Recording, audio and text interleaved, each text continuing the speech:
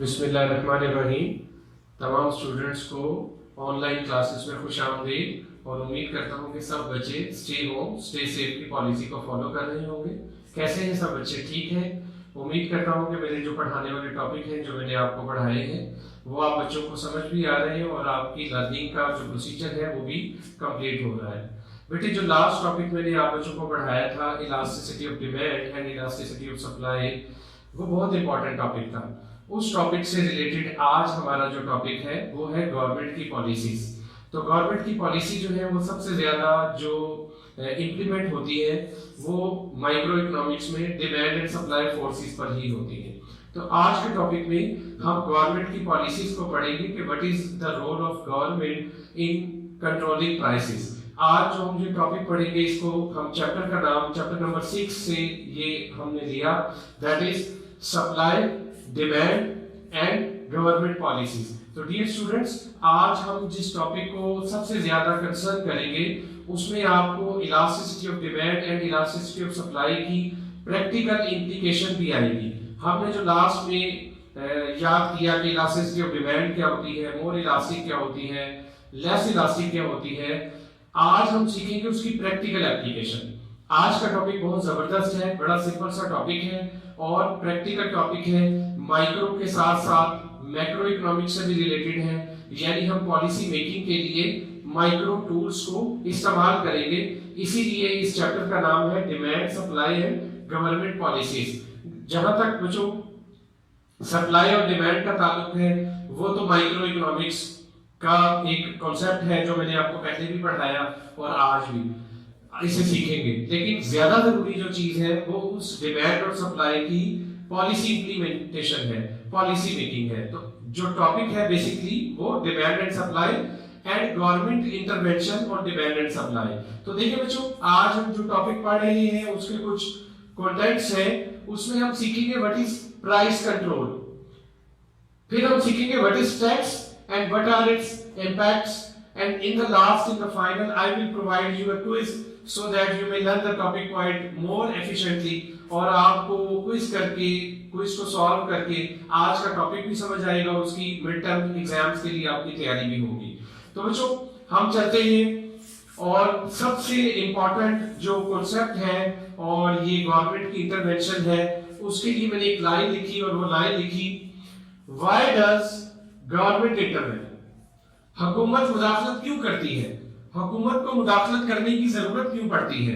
हमने lazy faire economy भी पढ़ी, हमने पढ़ा कि एडम स्मिथ जो है वो सबसे ज्यादा जोर देता था लेज़ी फेयर इकोनॉमी पर, that is no role of government intervention, यानी हुकूमत की जो मुदाखलत है, इंटरवेंशन है, वो कम से कम हो, लिमिटेड हो। लेकिन फिर भी हुकूमत को बहुत सारी जगहों पर मुदाखलत करना पड़ सकती है। हुकूमत को इंटरवेंट क्यों करना पड़ता है, तो उसका मैंने जो आंसर लिखा वो देखें। मैंने कहा when we discuss role of demand and supply forces, the biggest drawback of these forces is neglecting social welfare। ये जो डिमांड एंड सप्लाई फोर्सेस हैं, सम टाइम ये सोसाइटी में सोशल वेलफेयर को निगलेक्ट करती हैं, और डिमांड साइड भी और सप्लाई साइड भी। And what is social welfare? Social welfare से मुराद हम कोई ये नहीं लेते कि माशरे में कुछ सड़क बननी चाहिए तो सिर्फ यही सोशल वेलफेयर है। सोशल वेलफेयर से मुराद है कि हमारी जो टोटल इकोनॉमी है, जिसमें बायर्स भी है, सप्लायर भी है, कंज्यूमर भी है, प्रोड्यूसर भी है, ओवरऑल एक इकोनॉमी भी है, उसका एनवायरनमेंट भी है, नॉइज पोल्यूशन को भी कंट्रोल करना है, लोगों की हेल्थ को भी कंसीडर करना है, लोगों के लिविंग स्टैंडर्ड को भी कंसीडर करना है। ये तमाम चीजों को एज ए होल हम सोशल वेलफेयर का नाम देते हैं कि कोई एक पर्टिकुलर साइड दूसरी पर्टिकुलर साइड को एक्सप्लॉइट ना करे। दैट इज बायर्स के फोर्स की वजह से, डिमांड फोर्सेस की वजह से सप्लायर जो है वो लॉस में ना जाए, या सप्लायर के कार्टेल इफेक्ट की वजह से या मोनोपोलीज की वजह से बायर को हाई प्राइस चार्ज ना की जाए, या बायर और सप्लायर के ओवरऑल इंटरेक्शन की वजह से सोसाइटी सफर ना करे। तो इन तमाम चीजों को सम टाइम कंट्रोल करने के लिए गवर्नमेंट को इंटरवेंट करना पड़ता है। और गवर्नमेंट इंटरवेंट कैसे करती है वो मैंने बताया कि गवर्नमेंट इंटरवेंट करती है दो मेथोडोलॉजी से। नंबर 1 मेथोडोलॉजी मैंने बताई प्राइस कंट्रोल, और दूसरा मेथोडोलॉजी मैंने आपको बताई बच्चों टैक्सेस का रोल, कि हम इन दोनों के जरिए गवर्नमेंट मुदाखलत करती है। नंबर 1 हम देखते हैं प्राइस कंट्रोल क्या होता है बेटो। प्राइस कंट्रोल से मुराद एक ऐसी मेथोडोलॉजी है जिसमें गवर्नमेंट समटाइम्स प्राइस पर रैशनिंग लगा देती है, प्राइस को बाउंड कर देती है कि एक मिनिमम लेवल या एक मैक्सिमम लेवल से ज्यादा कीमत चार्ज ना की जाए। तो इस मेथोडोलॉजी को, इस अमल को प्राइस कंट्रोल का नाम दिया जाता है। प्राइस कंट्रोल गवर्नमेंट बेटो कितनी तरह की करती है? टू तरह की करती है। दो तरह की मेथोडोलॉजीज अडॉप्ट की जाती है, एक है प्राइस सीलिंग और दूसरी है बेटो फ्लोर प्राइस या प्राइस फ्लोर। तो पहला जो हम टॉपिक पढ़ेंगे वो ये है हमारा। फिर उसके बाद गवर्नमेंट इंटरवेंट करते हुए बायर्स पर, सप्लायर पर या दोनों पर समटाइम क्या अप्लाई करती है? टैक्स अप्लाई कर देती है, ताकि डिमांड साइड को इफेक्ट किया जाए, सप्लाई साइड को इफेक्ट किया जाए, या डिमांड और सप्लाई दोनों को इफेक्ट किया जाए, या ओवरऑल गवर्नमेंट के जितने भी जो डेवलपमेंटल एक्सपेंडिचर्स हैं और नॉन डेवलपमेंट एक्सपेंडिचर्स हैं उनको मीट करने के लिए भी समटाइम्स गवर्नमेंट टैक्सेस इंट्रोड्यूस करवाती है। तो बच्चों हमारा जो सबसे पहला टॉपिक हम सीखेंगे what is price ceiling, what is price floor. तो now we move to what is price ceiling. Look at this, what is price ceiling. देखिए बेटो प्राइस सीलिंग की डेफिनेशन मैंने लिखी और बड़ा एक सिंपल सा कॉन्सेप्ट है, और मैंने लिखा a legally established maximum price. Which price? Legally established. Government ने बनाई ना, मैंने तो नहीं दी या एक फर्म ने तो नहीं लगाई, गवर्नमेंट ने लगाई, इसीलिए इसको बोलते हैं लीगली एस्टैब्लिश्ड। और कौन सी price? Maximum price, ceiling. Ceiling छत को भी हम कंसीडर करते हैं, सीलिंग छत को बोला जाता है। तो मैक्सिमम प्राइस, ज्यादा से ज्यादा कीमत जो लीगली गवर्नमेंट एस्टैब्लिश कर दे कि इससे ज्यादा कीमत हम नहीं चार्ज कर सकते, हम उसे प्राइस सीलिंग बोलते हैं। तो देखो बेटो ये किसको बेनिफिट करेगा जब गवर्नमेंट इस तरह की रैशनिंग कर देगी कि एक मैक्सिमम लिमिट से ज्यादा कीमत आपने चार्ज नहीं करनी। ये किसकी साइड के लिए है? ऑफ कोर्स ये डिमांड साइड के लिए है कि कंज्यूमर को हाई प्राइस चार्ज की जा रही थी, कार्टल्स और मोनोपोलीज के जरिए, आर्टिफिशियल शॉर्टेजेस के जरिए बहुत ज्यादा कीमतें चार्ज की जा रही थी। और कोई प्रोडक्ट ऐसी है जो कंज्यूमर वेलफेयर के लिए है, सोशल वेलफेयर के लिए है, लाइक गंदम है, घी है, आपकी शुगर है, आपका मिल्क है, आपकी पेट्रोलियम है, आपकी गैसोलीन है, आपकी यूटिलिटी बिल्स है। तो जब गवर्नमेंट इन चीजों पर सोशल वेलफेयर की खातिर एक रैशनिंग कर देती है, एक लिमिट लगा देती है कि प्रोड्यूसर इससे ज्यादा कीमत चार्ज नहीं करेंगे, इस अमल को और इस मुदाखलत को प्राइस सीलिंग का नाम दिया जाता है। और देखो बेटो मैक्सिमम प्राइस, मैक्सिमम प्राइस। तो बच्चों कॉन्सेप्ट तो प्राइस सीलिंग का यही है कि मैक्सिमम प्राइस जो गवर्नमेंट एस्टैब्लिश कर दे हम उसको प्राइस सीलिंग का नाम देते हैं। अब हम इस कॉन्सेप्ट को इस तरह डायग्रामेटिकली भी देखेंगे कि इसका इम्पैक्ट क्या होता है, फिर उस डायग्राम में देखेंगे कि किस तरह ये जो कॉन्सेप्ट है ये गवर्नमेंट की इंटरवेंशन से सोसाइटी में क्या चेंज आता है, इससे प्रोड्यूसर पर क्या इफेक्ट पड़ता है, कंज्यूमर को क्या इम्पैक्ट पड़ता है और ओवरऑल सोसाइटी पर क्या फर्क पड़ता है, ये चीज हम सीखेंगे। देखिए बेटो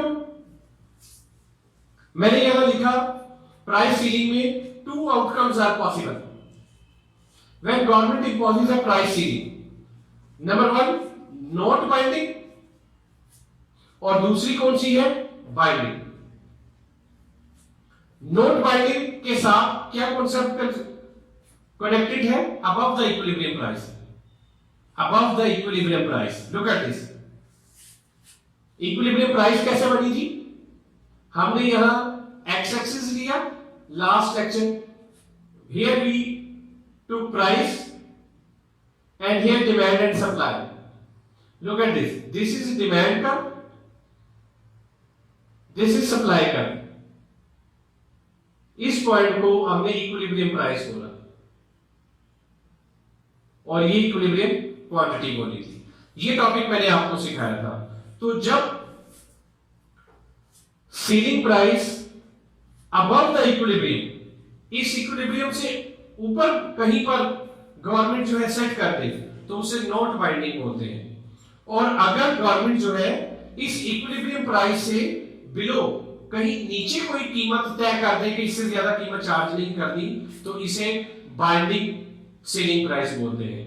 नॉट बाइंडिंग और बाइंडिंग दो कॉन्सेप्ट हैं, ये दोनों कॉन्सेप्ट बहुत इंपॉर्टेंट है, क्योंकि इनके जरिए ही हमें पता लगेगा कि गवर्नमेंट की इस पॉलिसी मेकिंग के बदले या पॉलिसी मेकर्स की ये पॉलिसी अनाउंस करने के बदले सोसाइटी पर क्या इंपैक्ट पड़ा है। तो हम सबसे पहले देखते हैं नोट बाइंडिंग क्या होता है। नोट बाइंडिंग का कॉन्सेप्ट किस तरह जो है वो सोसाइटी को इंपैक्ट करता है।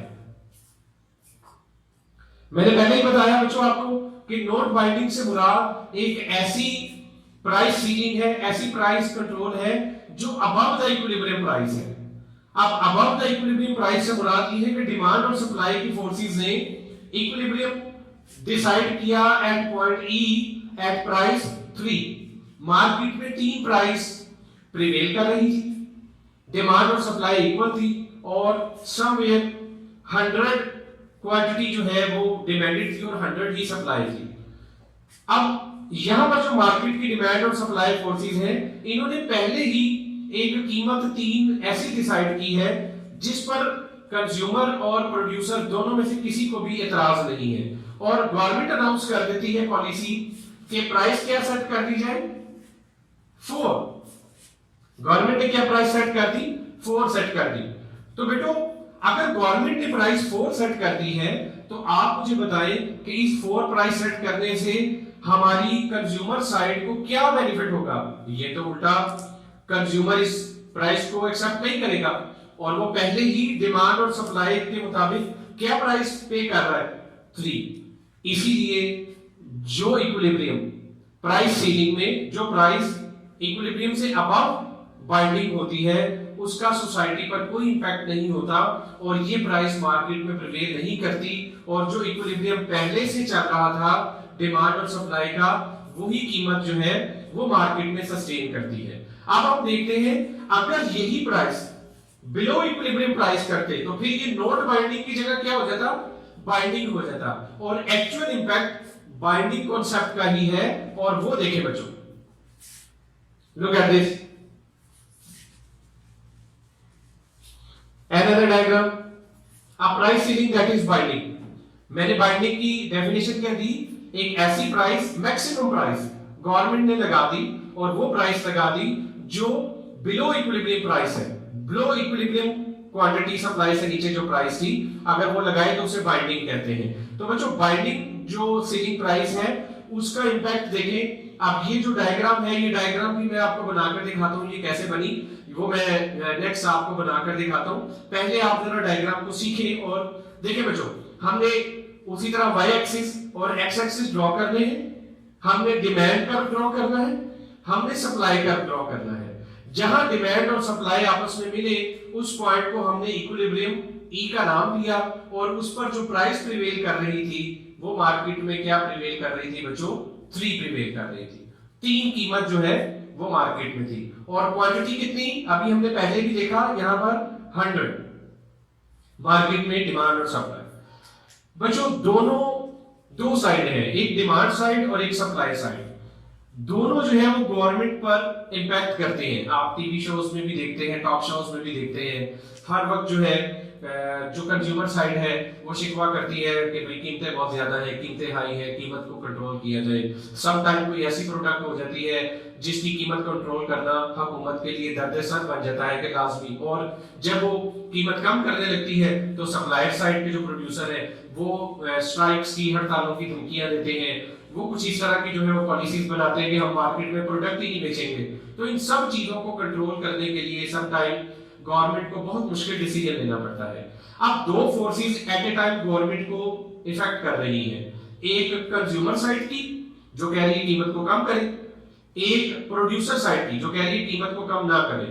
अगर कंज्यूमर साइड की जो प्रेशर है या दबाव है वो इतना ज्यादा आ जाता है मीडिया का, ओवरऑल गवर्नमेंट का, कि गवर्नमेंट को प्राइस जो पहले से प्रिवेल कर रही है उससे कम कीमत पर चीज को बेचना पड़े, तो फिर उसे बोलते हैं price ceiling that is binding. Government ने मार्केट में अनाउंस कर दिया कि कीमत 3 नहीं होगी, कितनी होगी बेटे, प्राइस सीलिंग कितनी स्टूडेंट्स उन्होंने नॉमिनेट कर दी, 2 कर दी। तो मार्केट में प्रिवेल क्या कर रही थी, 3। गवर्नमेंट ने कहा 3 कीमत बहुत ज्यादा है, आप किसी प्रोडक्ट को, इस प्रोडक्ट को ज्यादा से ज्यादा 2 रुपए में बेच सकते हैं। गवर्नमेंट ने लिमिट सेट कर दी ना। अब इसका फायदा होगा किसको, कंज्यूमर साइड को, इसका नुकसान होगा किसको, प्रोड्यूसर साइड को। इस पर खुश होगी कौन सी साइड, डिमांड साइड, कि हमें परचेजिंग पावर बढ़ गई, वो अपनी डिमांड बढ़ाएंगे, कीमत कम होने पर लॉ ऑफ डिमांड के मुताबिक डिमांड बढ़ती है। इस पर रिएक्शन कौन शो करेगा, सप्लाई साइड, वो इस चीज को, इस कीमत को एक्सेप्ट नहीं करेंगे, और ये जो कीमत कम हुई है तो सप्लाई साइड का जो लॉ है, वो लॉ ऑफ सप्लाई है, वो सप्लाई क्या करेंगे, कम करेंगे। एक तरफ डिमांड साइड हैप्पी, खुश हुई, वो डिमांड बढ़ाएंगे, एक तरफ सप्लाई साइड अनहैप्पी, वो सप्लाई को क्या करेंगे, कम करेंगे। नतीजा क्या निकला, देखें, इस कीमत पर जो सप्लाई कर दी फर्म्स ने वो कितनी कर दी, 75, और जो डिमांड है वो कितनी हो गई, 125। Now there is a gap of 50। ये जो प्राइस को कम करने के लिए नतीजे में जो गैप निकला, वो कॉज बना सोसाइटी में किस चीज का बेटो, शॉर्टेज का, शॉर्टेज का। और सोसाइटी में इस शॉर्टेज की वजह से बहुत सारी नई प्रॉब्लम्स क्रिएट होती हैं, जो प्राइस सीलिंग की वजह से आती है। तो ओवरऑल इस शॉर्टेज को खत्म करने के लिए गवर्नमेंट फिर जो है, उन्हें फिर नई पॉलिसीज बनानी पड़ती है। तो सम टाइम जो है गवर्नमेंट की जो पॉलिसीज हैं, वो एक प्रॉब्लम को सॉल्व करते हुए कई नई प्रॉब्लम्स को क्रिएट कर देती है। तो डिमांड साइड के लिए प्राइस तो कंट्रोल हो गई, लेकिन उस प्राइस के कम करने का नतीजा ये निकला, मार्केट में शॉर्टेज क्रिएट हुई। तो बच्चों, जब ये शॉर्टेज क्रिएट हुई तो इसको भी फिर गवर्नमेंट को मुख्तलिफ तरीकों से जो है वो टैकल करना पड़ता है। सम टाइम गवर्नमेंट जो है प्रोडक्ट की जो सप्लाई है उसको पूरा करने के लिए सप्लायर साइड को सब्सिडीज देता है कि भाई हम 2 रुपए की मार्केट में ही प्रोडक्ट बेचेंगे। लाइक यूटिलिटी स्टोर्स आपने देखे हैं, तो हम मार्केट में 2 रुपए की आप बेचें, आपकी जो कॉस्ट आ रही है हम 1 रुपया पर यूनिट आपको जो है अपनी तरफ से पे करेंगे। सम टाइम जो है इस शॉर्टेज को पूरा करने के लिए गवर्नमेंट दूसरे मुल्कों से चीज को इंपोर्ट भी करती है, तो ये भी एक पॉलिसी है। तो इसी तरह गवर्नमेंट बार का जो है वो रेशनिंग कर देती है कि अगर जो है वो एक पर्टिकुलर स्टोर पर चीज अवेलेबल नहीं है तो आप गवर्नमेंट के स्टोर से जाकर ये चीज खरीद सकते हैं। तो ये मुख्तलिफ तरीकाकार है जिसके जरिए गवर्नमेंट शॉर्टेज को कवर अप करती है। लेकिन अगर ये शॉर्टेज कवर अप ना हो तो फिर दोबारा क्या होता है, विद इन अ टाइम ये प्राइसेस ऑटोमेटिकली दोबारा इंक्रीज करते करते कहां तक जाती है, 3 से भी अबव तक जा सकती है। तो बच्चों, जब गवर्नमेंट एक पॉलिसी बनाती है तो उस पॉलिसी के कई पॉजिटिव इफेक्ट्स भी होते हैं और नेगेटिव इफेक्ट्स भी होते हैं। तो देखिए, प्राइस सीलिंग में कीमत तो कम हुई, लेकिन साथ हमें सोसाइटी को क्या देखना पड़ा, शॉर्टेज देखना पड़ा। तो बच्चों, ये था प्राइस सीलिंग, जो आपको ये कॉन्सेप्ट मैंने करवाना था। अब इसकी एक और एग्जांपल है जो मैं आपको बड़ी सिंपल सी इसकी मैंने एक एग्जांपल, आप ये फॉर्मेशन ऑफ डायग्राम में देखें, आपने ये डायग्राम बनानी कैसे है। आपने एक्स एक्सिस और वाई एक्सिस ड्रॉ किए, आपने डिमांड साइड का डिमांड कर्व बनाया, सप्लाई कर्व बनाया, जहां पर दोनों मिले वो equilibrium cross intersection point 3 price 100 supply, ये थी नॉर्मल कंडीशन। इस प्राइस को गवर्नमेंट ने कंट्रोल किया और कितना तय कर दिया, 2। ये आ गई प्राइस सीलिंग, 2 प्राइस। इसका नतीजा ये निकला कि डिमांड और सप्लाई में एक डिफरेंस आया, जिसे हमने क्या नाम दिया, शॉर्टेज का। और वो शॉर्टेज कितना था, हमने कहा कि वो 50 का शॉर्टेज था। और इसको दूर करने का क्या तरीकाकार है वो भी मैंने आप बच्चों को सिखाया। तो बच्चों, ये था प्राइस सीलिंग। अब हम ये इफेक्ट्स ऑफ प्राइस सीलिंग में देखें कि इसका नतीजा क्या निकलेगा। इफेक्ट ऑफ प्राइस, डिमांड बढ़ जाएगी किससे, सप्लाई से। जब डिमांड बढ़ेगी सप्लाई से, सप्लाई की शॉर्टेज होगी, सप्लाई की शॉर्टेज होगी तो सोसाइटी में क्या होगा, लंबी लंबी कतारें लगेंगी, डिस्क्रिमिनेशन होगा, अपने जान पहचान वाले को चीज जल्दी मिलेगी, दूसरों को कम मिलेगी, रेसिज्म होगा। लोग जो है वो फिरका जो है अपनी रेस, अपनी जो जात है या अपने से रिलेटेड अपनी सोसाइटी के लोग हैं, अपने कबीले के लोग हैं, अपने मुल्क के लोग हैं या अपने मखसूस एरिया के लोग हैं, उनको बेनिफिट करेंगे, दूसरे लोगों को बेनिफिट नहीं करेंगे। तो फिर गवर्नमेंट को इन प्रॉब्लम्स को टैकल करने के लिए भी फौरी तौर पर इंटरवेन करना पड़ता है और कई नई पॉलिसीज जो है वो अनाउंस करना पड़ती है। तो बच्चों, ये था हमारा प्राइस सीलिंग और इसमें ये कुछ इफेक्ट्स हैं जो मैंने आपको बताए।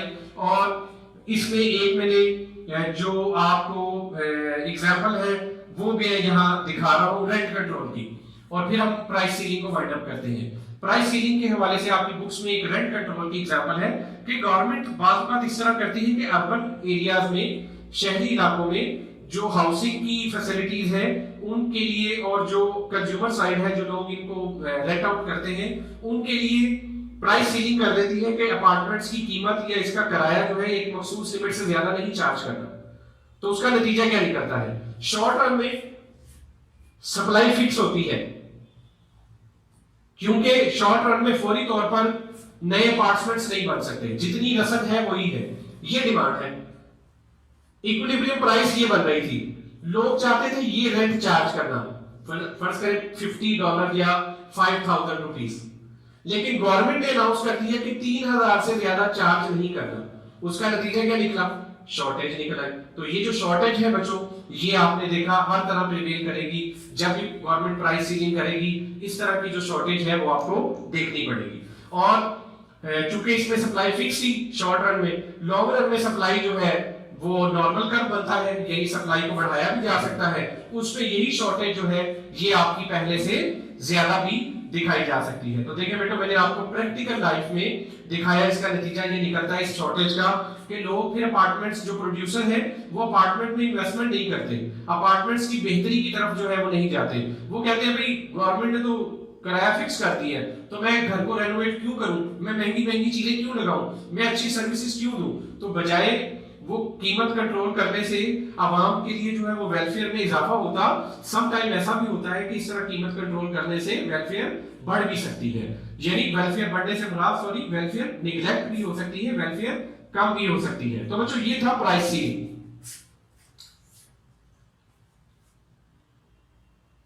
जी बच्चों, प्राइस फ्लोर। अब मैंने जो आपको प्राइस सीलिंग करवाया अगर उसका उलट कर दे, यानी गवर्नमेंट अगर इस्टेब्लिश कर दे minimum price of which a good can be sold, कि कम से कम ये कीमत जरूर तय पाएगी, तो हम उसको क्या बोल देते हैं? Price floor. कि इतनी कम कीमत ना हो जाए कि supplier side, producer side, investor side जो है वो मार्केट में चीज बनाना ही छोड़ दें कि उनको इतने लॉस हो जाए कि वो प्रोडक्ट को सेल ना कर सके।